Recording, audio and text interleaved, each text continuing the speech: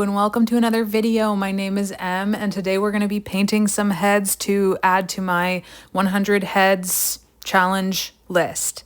And I'm going to be using acrylic gouache. This is my Stay Wet palette.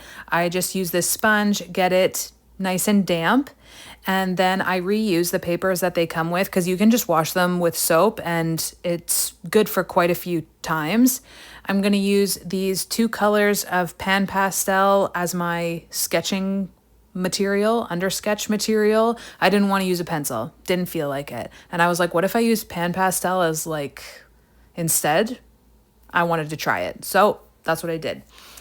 And this is the paper that I'm using. It's acrylic board from Canson, and I bought it with it's suitable for acrylic and oil, it says. I didn't find that it was working very well for me for what I was wanting to do with oil. So I was like, okay, let me try the acrylic gouache, and it works awesome for that. I love the texture of it. Just the way that the paints were working on it worked really well. I mean, acrylic gouache is acrylic too, so it makes complete sense. But it just worked well with like the way that the water, how it was like, it's a watery medium. And so there you go. Acrylic board from Canson. And it came in a big board, but I cut up the pieces to be this size. And I just figured I'd put some heads on there. And I was like, I'll do 2 heads per page and we're just going to have fun with it. And I just really wanted to keep it loose because I was nervous. I never had painted heads before. And I thought, let me just try and keep it loose and carefree, and whatever happens, happens, and just have fun, because that's the most important part. I also wanted to try doing the 3 color zones of the head, of the face, and work on that a little bit because I was never really understanding that too much. And just not that I didn't understand it, I do understand what the concept is, but I just had never applied it very well. So I wanted to give it a shot. So I was like, I'm really going to go for it and just do 3 color zones and then use that as my base and go from there. And it worked out so well. And I honestly had so much fun doing this. It really has pushed me even more forward in my doing heads journey. And I did a base of acrylic gouache retarder and water underneath. After I fixated the pan pastel with fixative, I did acrylic gouache retarder and water. And then I coated the paper with that.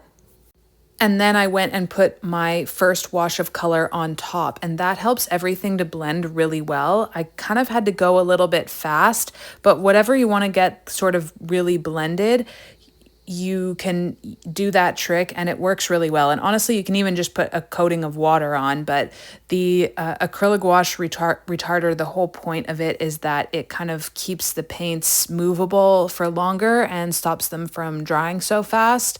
The one I got, I'll show you. I got it from Wallach's, my local art store. You can order from them online. It works great. And so that was really fun. And I did use it throughout these paintings as well. So if I'm looking for something to be really blendy, I just dip my brush into it a little bit and kind of move the paint around with that. I don't know. It worked out really well for me. I was having a good time. I'll tell you that one for free. And sorry, this video is long. I hope you enjoy it long. I didn't know how to cut it down more. And my other goal while doing these heads was not just to keep it loose, but try to simplify as much as possible. I'm having a hard time keeping things simple and not getting too lost in the details. So I was sort of forcibly like stopping myself at certain points, like no more. Just put in this or that. Don't go crazy. And I knew I couldn't because the gouache is not really a suitable material medium to put a lot of detail like the way that I normally would with, for example, the graphite powder. So that was a challenge. I had to pick heads that were going to be okay for that type of thing, where I wasn't going to let my brain get soaked up into the details. And I hate when I do that, by the way. And I would love to stop. So that's like really a goal I'm focusing on. I wish I could remember where I heard this, but somebody had said, just like pick a few things that you are looking at on whatever the subject is, what stands out to you first, and then make that your center of attention. You can put the detail on, a couple things and then no more after that. Some stuff you can leave out. That's totally fine. And so I'm trying really hard to live by that, to paint by that. So I love how this first one turned out, actually. And, oh yeah, I dropped the brush on this guy's head and I was like, oh my God. But I just wet it a little bit. And that's what's great about acrylic gouache, is that once it's dry, you don't have to worry about it really. So I was able to clean it up, thank goodness. I did have to do a background on these just because I kind of messily went in, and I sort of knew I was going to do one anyways. So I was able to just put the pan pastel. I wanted to keep it really loose with the pan pastel to start and also have fun with that. So I was like, I'll just put a background in like you kind of do with oil paint. That's what was sort of going through my head. I have to clean off my palette because it was going to be way too muddy if I didn't.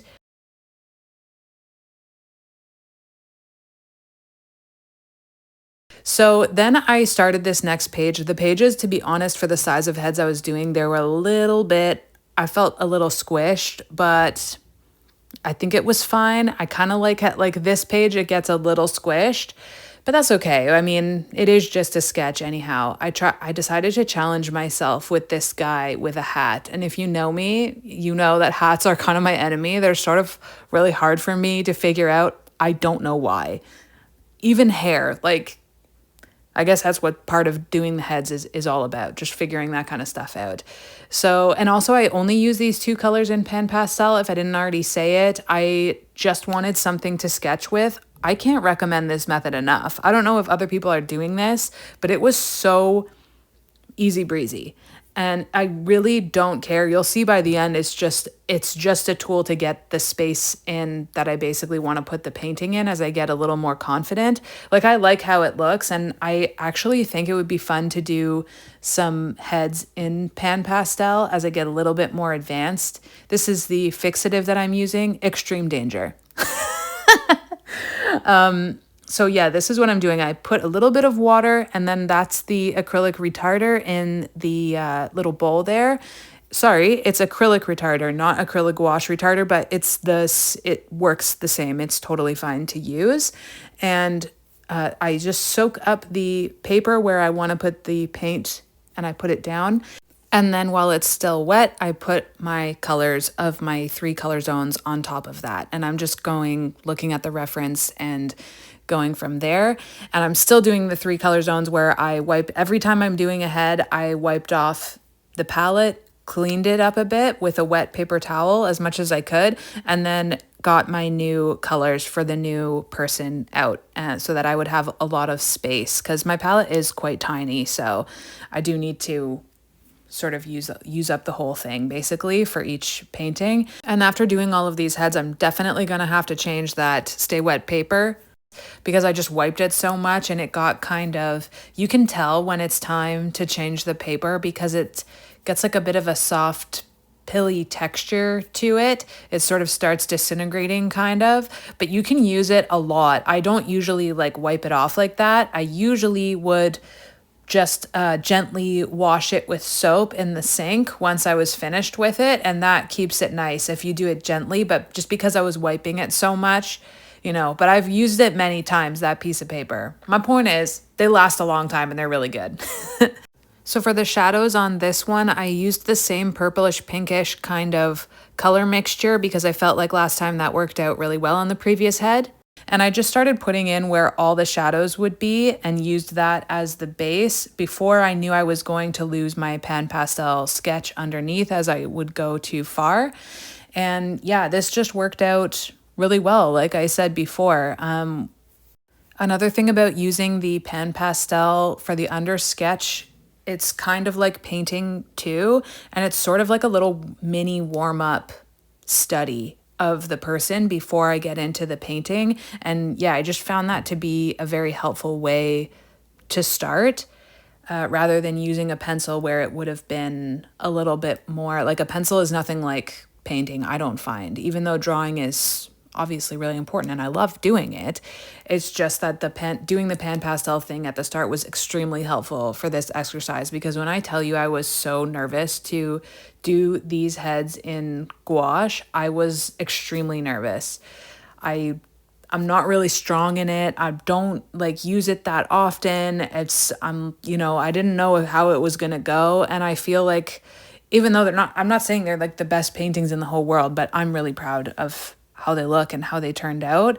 And the stuff that I learned while doing it, I went back and did some other stuff, and then I just tried to do some drawing heads the other day after I had done this exercise, and it was so much easier, because I find that whenever you do something that's like hard for you and you push through it, then when you go back to the thing that you're used to that's easy for you, it's like even easier, and you can kind of go up a level in the first thing, the thing that you're good at. Does that make sense? Does anybody else have that? And do you know what I mean?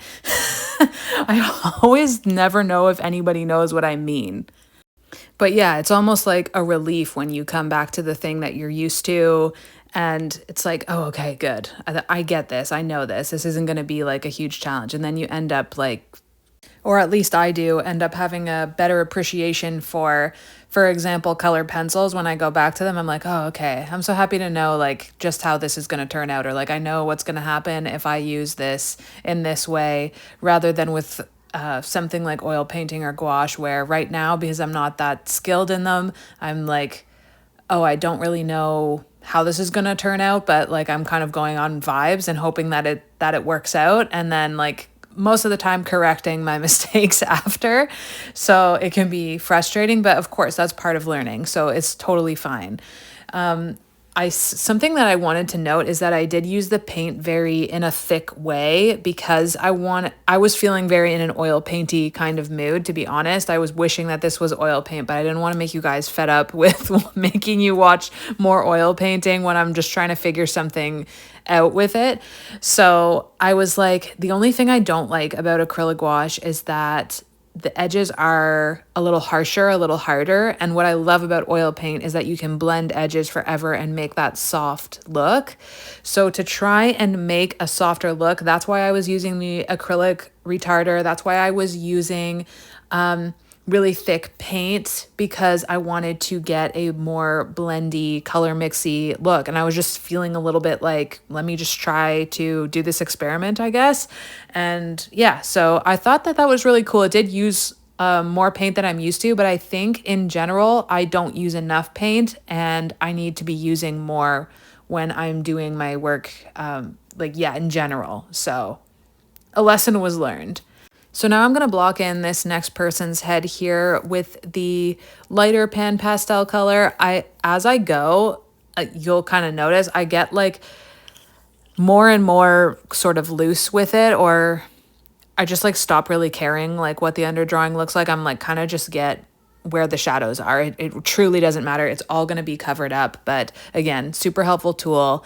And I didn't film every single time, but I do always put fixative on it and let it dry so that I'm not moving. And even then the pan pastel does move a little bit underneath. You'll see as I do the washes, but it's really no big deal as long as you put fixative.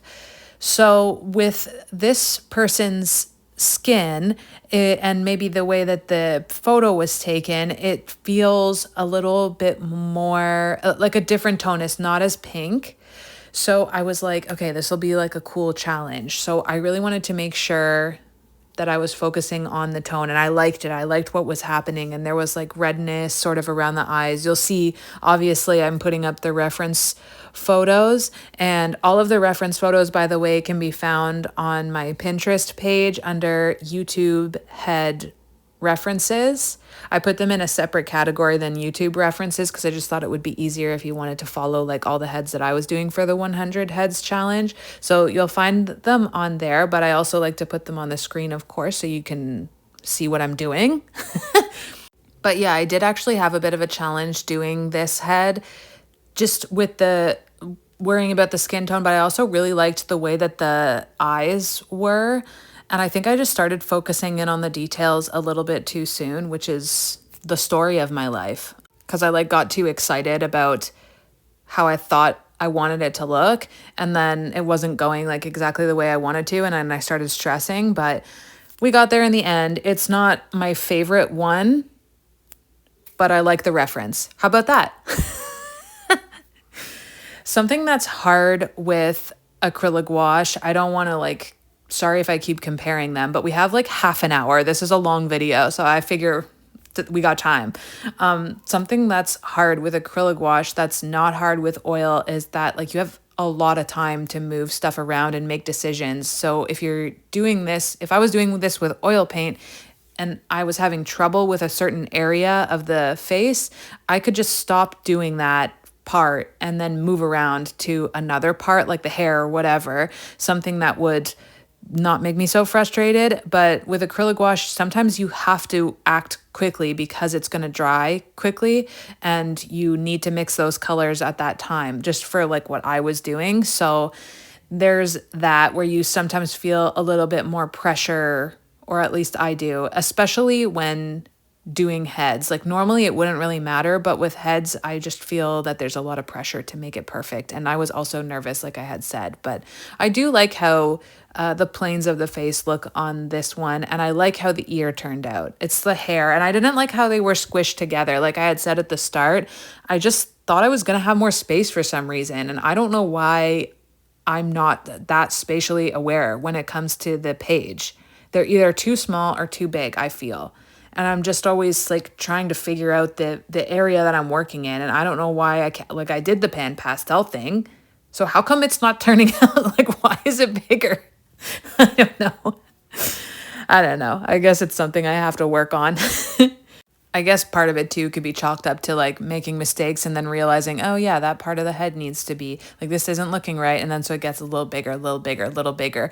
But that's why also I ended up doing the backgrounds. Like I was saying before, I knew I was going to have to do that. So I just got started with it. And it was actually really fun to do the backgrounds. So I don't regret that at all. Oh, I should probably talk about M. Hughes art because I'm such a fan of M. Hughes art, and she does a series of 100 heads challenge, but it's only in gouache. And I believe it's only in traditional gouache. I'm not sure, but I know that she's really, really good with traditional gouache and acrylic gouache. So if you want to see an expert doing heads and using gouache in that way, definitely go check out her videos. She is so good. I love everything she does. Okay. So that's M. Hughes Art, and I'll put it up on the screen, of course. Oh, and I'll link her channel in the description. And so that's the next two done. I'm definitely going to have to tape these into my book somehow because I'm going to need them to live with the other 100 heads. They can't just be loose away by themselves. So for this last one, bear with me. This is what I'm talking about where with the spatial awareness. When I did the pan pastel, this is the right size that I wanted it to be. And I had done a little sketch of this person's head previous to this. It was maybe like a couple days before or even the day before I did this painting. And I was like, oh, this is going to be so fun. And it was like a stylized kind of sketch. And I was so jazzed. So I was really, really wanting to do this one. I saved it for the last. And I don't know what happened, but once again, things just got bigger on me. So it turns out nice in the end. Like I like it. It's not the exact thing I was envisioning in my head, but I don't know why it ended up bigger again. So I need to be a little more aware of that kind of thing. And maybe it's because I got a little sloppy with doing the pan pastel, because at some point I was just like, okay, just put it on. I think I was impatient because I had already drawn this head like 1 or 2 times before. So I felt, oh, yeah, I'm going to know how to do it. No problem. But really when I drew them before, it was just small. It was really tiny. It wasn't like a bigger sheet of paper. And this one was even bigger than the other ones because it was the last one. I didn't have 2 for the page, obviously. I was just going to do 1. So it's even bigger. And it made that... it kind of threw me off a little bit, I think, and what I was used to doing when I was doing this whole exercise. So I wish I could have done it the way I wanted to, I guess. I did my little color zones once again, got everything ready. And if I didn't like explain the color zone thing, it's just that you make the top third of the head yellow and the middle of it red around where the cheeks and nose are because there's more blood vessels there. And then the bottom half, like the bottom of the jaw and chin and stuff, is usually like grayish, greenish kind of thing. And it's just something that people do to sort of figure out the base colors of the head, and it makes it easy and just kind of adds like a really nice wash at the start for what I was doing. So I just really had fun like practicing that part. And for the bottom third of the face, I did like a purpley lilac-y kind of tone because that's what I was seeing in the reflected light, and that's also what I was excited to do in the highlights. I wish I could have gotten a more highly saturated purpley color out of it, and I could have done that if I used my neon colors. I thought it was good enough. I thought it was as bright as I wanted, but once everything dried, like the next day, the highlights weren't quite as bright as I wished that they were. But again, like I always say, it's just a sketch, so it was totally fine. I often say everything is a sketch just because it takes all the pressure off of me. So even if it's a fully finished thing, I always call everything a sketch because then I just feel like I don't have all of the pressure, or like there's no reason to feel bad about it if it's just a sketch, you know? It's just a sketch. It's really no big deal. That's how I think of it. So that's why I always call everything a sketch, even when it's a painting. You should try it. It actually works wonders. Wonders for your creativity and self-confidence, frankly. Oh, I should probably tell you about my stickers. My stickers are available now, and they're in my shop, and somebody said I should be talking about that I have a website and that I sell prints and stickers on it more, which I don't normally do. And I don't know why. I just don't. I just figured that people would know if they wanted to. No, they would know if they wanted to know. That doesn't make sense. So, yeah, they're available, and I am almost sold out of my little frog sticker now. Personally, my favorite is the Angry Wizard, but I'm going to be restocking the frog. If you want, if that's something you would like, let me know, please. And if you're one of the people that helped me sell out those frog stickers or bought anything from my shop in the past, thank you so much. I really, really appreciate you. Okay, so back to the painting. The problem that I was having with this one, I like how the face is now looking after I had gotten past the sort of messing around stage where everything was looking really blobby. The hair, I feel like the hair is maybe a bit small, and that's why I'm pretty sure by the end of this I make it even a bit bigger. I like the effect I did on the hair, like I like how it turned out, but again, I just wish this whole painting was a bit altogether a bit smaller so that it could fit on the page properly. It really bugs me. It bugs me when stuff is coming off the page like that. I made sure that the paint, the dark brown, almost black paint for her hair was very wet with the acrylic retarder mixed with water mixture. And then I took the sort of lighter lilac color mixed with, I don't know, I think like a gray kind of, to make this light reflection of where the buns are. So, and I wanted it to make sure that it was wet because then you're going to get a blendy edge. And I wanted to show that her hair is nice and curly. So I wanted to get that texture as good as I could with using the acrylic wash. And then I dipped my paintbrush in half of like a lime green color, half of this purpley color. And you can see so that I could get this cool effect that I did on top of her hair there, where it's sort of like lighter around the edge of the person. So I thought that was really fun. I liked that. And I liked how the edges of the hair, yeah, you can see I'm making it even bigger because I was thinking this hair is not big enough in comparison to her face. And somewhere along the road, I made it too big, but that's okay. Again, just a sketch. It's really just for practice. And I did get so much out of doing these heads in gouache. And something that I thought was going to be super frustrating, super difficult, take me many days. It really didn't. It really wasn't a problem, and I learned so much from it. So that's on trying new things, you know, and trying stuff and going out of your comfort zone. Here is all of the finished little paintings. I hope you had so much fun watching, and I'll see you next time. Bye.